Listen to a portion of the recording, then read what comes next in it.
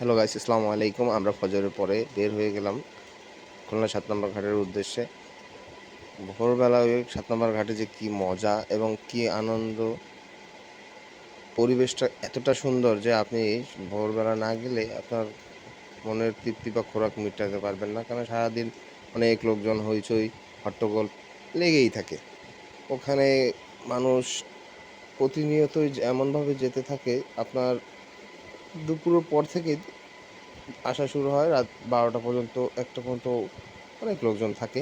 এখানে পরিবেশটা এতটাই সুন্দর যে নদীর পাড়ে বসলে আপনি ভোরবেলা যে সূর্য উঠতেছে সেটাও দেখতে পারবেন। খুবই সুন্দর একটা পরিবেশ। আকাশে পাখি উড়তেছে, কবুতর আছে আশেপাশে।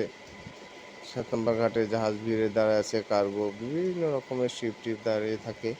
সকালবেলা ওইখানে না গেলে বুঝতেই পারবেন না যে আপনি কতটা সুন্দর একটা জায়গায় আসছেন।